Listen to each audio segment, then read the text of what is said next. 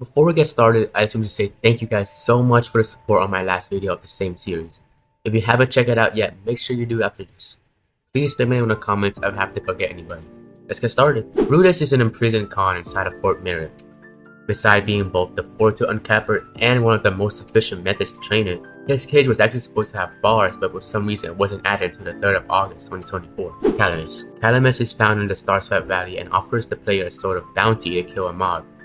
What most players do not know, however, is that after you complete a certain amount of bounties, she will ask you to set up a device and bluster rift. There actually isn't any device there though, possibly due to it not being fully added yet.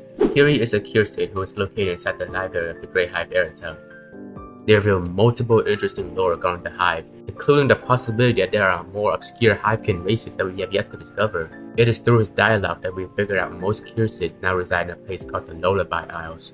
Mara is one of the many bandit leaders who will give you a random low tier item in exchange for 255 notes. It is ironic that the loot you receive will always be worth less than 250 notes. Despite not being exclusive to the Hive, the meat lord is most commonly found at it.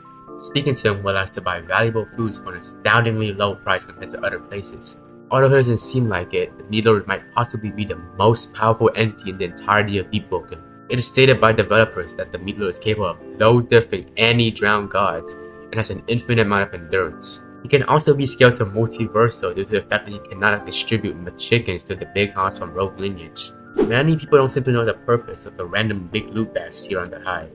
When this was added in the game, the players were supposed to turn it into Mercer near the Meteor Isle. I think you could see why this system fell to obscurity because of how tedious it is.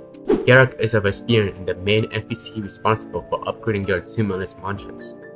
Not much is known about him besides the fact that he likes to spread misinformation. The Hive's army doesn't just consist of the common foot soldiers we see fighting. There are also scouts sent to investigate places. One such example is Zek. Speaking to him on Meteor Isle will lead to some important lore and insights on conflicts regarding factions. Serena is a fellow who requests the player for water. If you happen to have a canteen filled with water and give her a sip, she will usually attack you.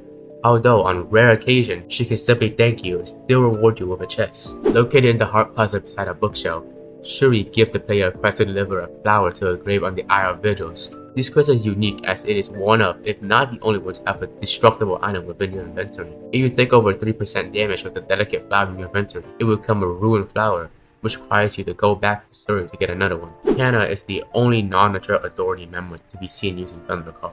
While it was confirmed by Archmage that Kana was cut content, her use of Thundercall on Iron Ball could hint at an eventual edition of Iron Sing. Cestus is the NPC that clears you the Murmur Tacit after passing a charisma check and doing some bounties. We haven't got any major details on him except for the fact he has some generous benefactors from the Western Illuminati. Some very important lore regarding the authority and lower region can be found in the dialogues of Iris. You can learn about the mental veil that is placed on the entirety of Extra by the Lord Regent.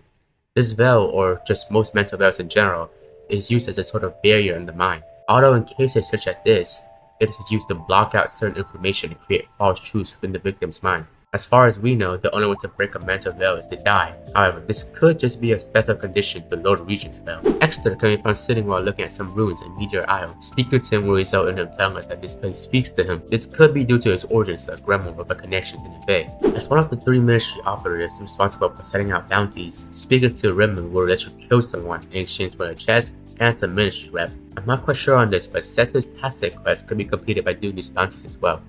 Ata is one of the best ways to obtain Mantra Sparks without having to grind for it. For a small price of 350 notes, you will obtain a random spark from her. According to her dialogue, she is familiar with the player, though this is most likely a contact used to make you spend money on her. Baru leads the Fort Merit Siege quest, which when completed, will grant you Children of Conveyed Reputation, 2 knowledge, as well as the Bravery quest condition. In her dialogue, we learn that she has a strong distaste for the authority and how they have treated her people.